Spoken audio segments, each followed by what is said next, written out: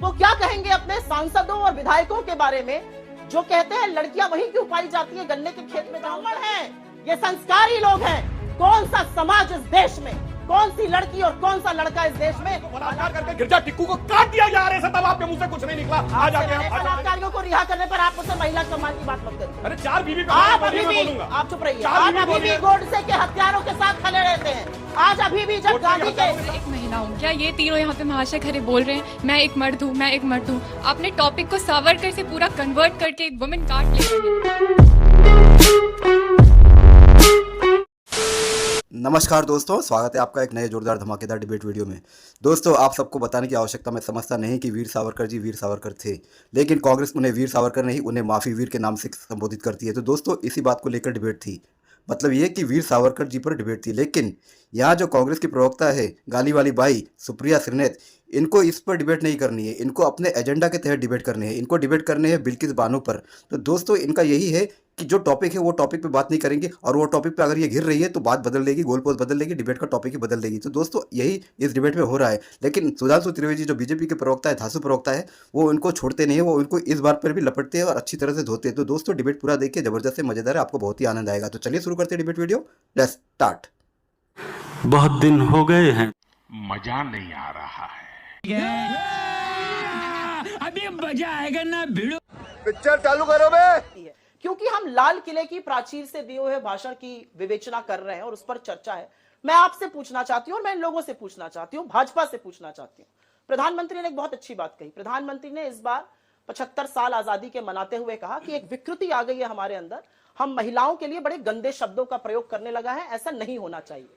तो प्रधानमंत्री ने जिन शब्दों का प्रयोग किया है, एक वैधव्य झेलती हुई औरत को कांग्रेस की विधवा कहा है, या एक मां को जर्सी गाय कहा है, या एक पत्नी को 50 करोड़ की गर्लफ्रेंड कहा है, या लड़कियों के लिए कहा है फोटो लगा दो अचार के डब्बे पे बिकने लगती है, उनके बारे में वो क्या कहेंगे? वो क्या कहेंगे अपने सांसदों और विधायकों के बारे में जो कहते हैं लड़कियां वहीं क्यों पाई जाती है गन्ने के खेत में जहां उनका रेप होता है? और अंततोगत्वा मैं ये जरूर पूछना चाहती हूं, क्योंकि आज इतने दिनों बाद भी I can not make peace with the fact कि प्राइम मिनिस्टर के भाषण के कुछ घंटे बाद गुजरात जो भाजपा शासित प्रदेश है, वहां पर 11 बलात्कारियों को छोड़ दिया जाता है और उनके ऊपर माला चढ़ाई जाती है, लड्डू खिलाया जाता है, तिलक खिलाया जाता है, और भाजपा के एमएलए कहते हैं ये संस्कारी लोग हैं। क्या कर रहे हैं हम इस देश में? जवाब दीजिए इसका सुधांशु जी, उसके बाद आगे बढ़ेंगे। बताता हूं, नैना साहनी को तंदूर में जलाने से अरे लेके अपनी मंदिर बात का छोड़ने कभी तो जाने, जवाब बता रहा दीजिए। हूं हमेशा इतिहास भाई, आप बताइए। ये इतिहास नहीं तो 12 साल पुरानी बात है भाई। सुप्रिया जी जवाब सुनिए। और वहां से लेके मंदिर जाते हैं, लड़कियों के साथ छेड़खानी करने से लेके, और पत्नी पुरानी हो जाती है तो कैसा कैसा शब्द बोलने वाले लोग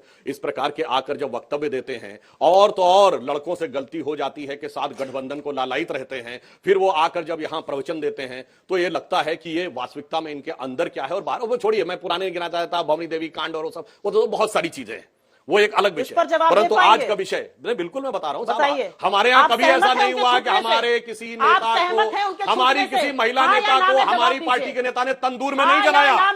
तंदूर में जलाया कि नहीं? लड़कों से गलती हो जाती है कि नहीं? आपने मुलायम सिंह के साथ दोनों के दोषी पाए गए। कुलदीप सिंह सेंगर आपके एमएलए थे, चिन्मयानंद आपके नेता थे, गृह राज्य मंत्री थे। क्या जवाब सुनिए सुप्रिया जी। आपको पता है लखीमपुर में आपके सांसद ने एक औरत का हरण किया, क्या बात करते हैं? सुप्रिया जी जवाब वो जवाब दे रहे हैं उसका, आप पहुंचे अपने टाइम के जाते हैं। 100 बातों की एक ही बात है, हमारे किसी नेता ने कभी नहीं कहा लड़कों से गलती हो जाती फिर सब चलता है। आप उनके साथ गठबंधन में थे, 100 बात की। अब जवाब देता हूं सुधांशु जी, एक second please please Supriya ji please. तथ्यों पे आते हैं ना, अब विषय से आप दूसरे पे गए थे। अब देश का विभाजन के लिए 11 बलात्कारियों को छोड़ना ठीक था या नहीं था? हाँ या ना में जवाब दीजिए ना। आप तो बलात्कारियों को जस्टिफाई करना नहीं ठीक था, बस 100 बातों की बात हो गई, बाकी तो उनको बात को लेकर कोर्ट निर्णय देता है। नहीं ठीक था, 100 बातों की बात। ये क्यों नहीं बोल पा रहे हाँ या ना? सुधांशु नैतिकता है, मैं जानना चाहती हूं। सुधांशु जी प्लीज। नहीं, दुखती रखती बात नहीं है, ये महिलाओं की बात सुप्रिया जी, सुप्रिया जी की बात है। सुधांशु जी बात ताली बजा रहे, मैं उनसे पूछना चाहती हूँ, आपके घर में किसी के साथ बलात्कार हो? एक मिनट सुधांशु जी, मैं एक बात ये कहना चाहती हूँ क्योंकि ये मेरे लिए थोड़ी सी सेंसिटिव बात है। मैं महिला हूँ, जब मुद्दे में बहस करने की क्षमता नहीं होती तो ऐसे ही गोल पोस्ट चेंज किए जाते हैं। आपको ऐसा लगता है? आपके विषय में बात करिए, बिल्कुल उससे बात करेंगे। आप लोगों बहुत देर आपकी बात का जवाब दे लिया, मुद्दे में बात करिए जिस पे आज टॉपिक पे बात हो रही है। पानी पीजिए, आप ताली बजा रहे हैं।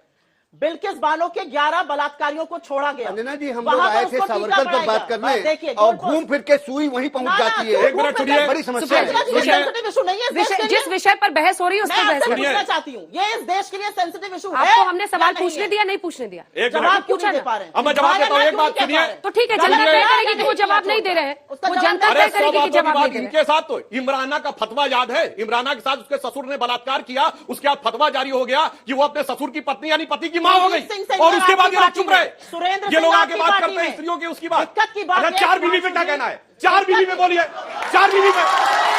अब विषय पे छोड़िए, विषय पे आप 4 बीवी को बोल रहे हैं, बलात्कारियों का क्या कहना है? 4 बीवी की बात करने वाले हलाला क्या है? हलाला क्या है? बलात्कारियों का इन्हें क्या बलात्कार बोलेंगे? नहीं है। बलात्कार सही है। हाँ या ना? चलिए अगला सवाल पूछता हूँ। हाँ या ना?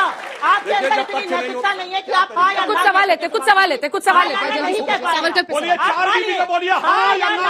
आप बताइए, 4 बीवी हाँ या ना? बलात्कारियों 4 पर बीवी हाँ हाँ या या ना? ना? ये आपकी नैतिकता है? ये आप लोगों का असली चाल चरित्र और चेहरा है? पूछिए, आप सवाल अच्छा, पूछिए। मैं एक मिनट आप लोगों को लगता है बलात्कारियों के लिए ताली बजाना ये डिबेट को बहुत मुद्दे से अच्छी डिरेल बात है। दिया। अब पॉइंट पे जवाब दें। अब मैं सबको बताना चाहता हूँ, ये कहते हैं बहुत 1940 अच्छा है। और में देश के बलात्कारियों विभाजन के की लिए बात ताली आई। बजाइए। यही सुनिए, होगा इस देश में। देश का विभाजन की और शुरुआत थोड़े कहां से जाएंगे हुई? 1916 लखनऊ कांग्रेस अधिवेशन।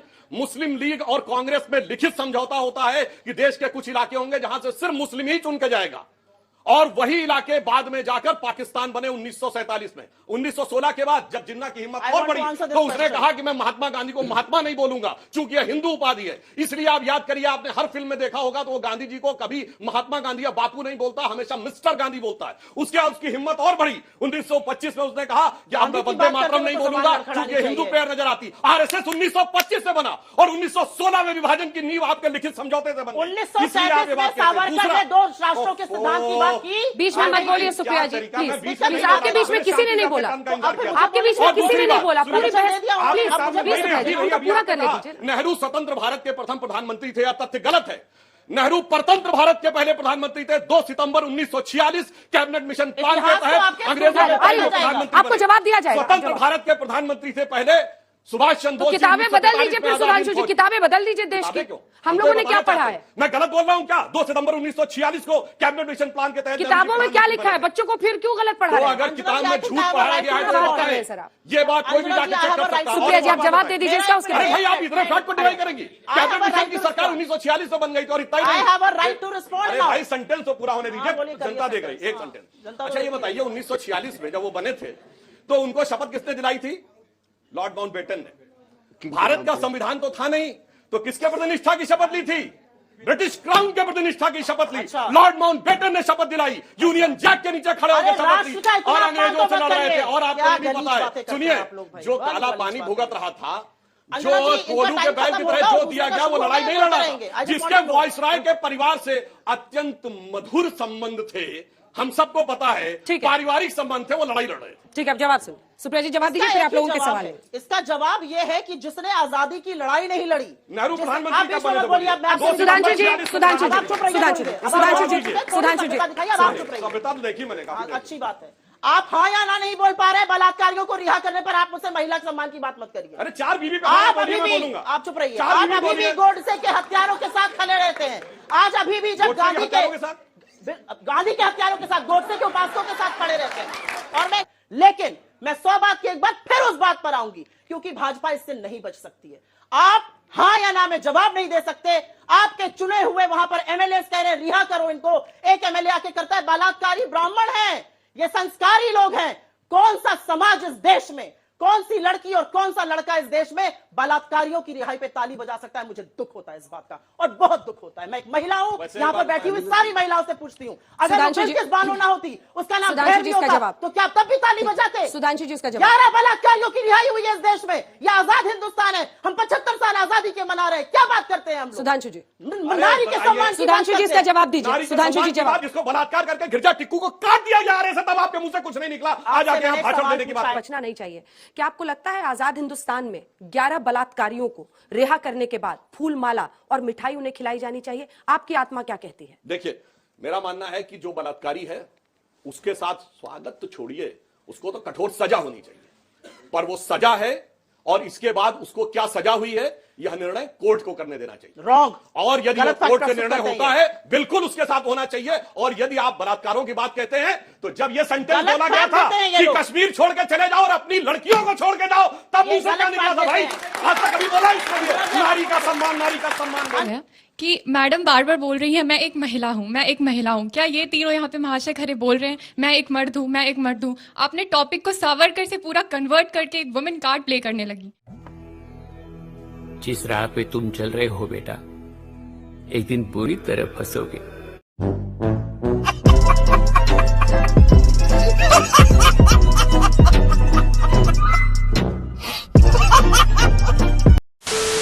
तो दोस्तों डिबेट हो गई खत्म, वीडियो हो गई पूरी। उम्मीद करता हूँ दोस्तों ये डिबेट वीडियो आपको पसंद आई होगी। तो दोस्तों जैसे कि आप सुधांशु त्रिवेदी और सुप्रिया सिन्हा जी को हमेशा देखते होंगे, तो दोस्तों मैंने भी एक बात नोटिस की है, ये सुप्रिया सिन्हा जो है जब ये घिरने लगती है तो ये गोल पोस्ट चेंज करने लगती है। कोई भी डिबेट हो जब ये घिरने लगेगी तो अपनी बात घुमा लेगी और टॉपिक को दूसरी तरफ लेके जाने की कोशिश करेगी। और हैरत की बात ये होती है कि डिबेट में ऐसा होता ही रहता है। लेकिन अगर यही अमिताभ अग्निहोत्री जी की डिबेट होती तो सीधा उनका माइक बंद कर दिया जाता था, जो टॉपिक है उस पर ही बात कीजिए। लेकिन अन्य डिबेट में मैं देखता हूँ ऐसा नहीं होता है, ये जो चाहते हैं वही होता है, इनके अनुसार ही डिबेट चलती है। तो दोस्तों ये दोगलापन जरा पसंद नहीं आता है, इसलिए मैं अमिताभ अग्निहोत्री जी को मानता हूँ। 100 में से 100 नंबर अमिताभ अग्निहोत्री जी के लिए रहते हैं मेरे नज़र में। आपकी नज़र में भी होते ही होंगे, कोई बोलने की बात नहीं है, क्योंकि वो गलत एजेंडा चलने नहीं देते। तो दोस्तों उम्मीद करता हूँ ये डिबेट वीडियो आपको पसंद आई होगी। अगर ये डिबेट वीडियो रिकॉर्ड में मेरा काम पसंद आया तो दोस्तों चैनल भी सब्सक्राइब करते जरूर जाएंगे। मिलता हूँ आपसे अगले वीडियो में, तब तक के लिए जय हिंद, वंदे मातरम।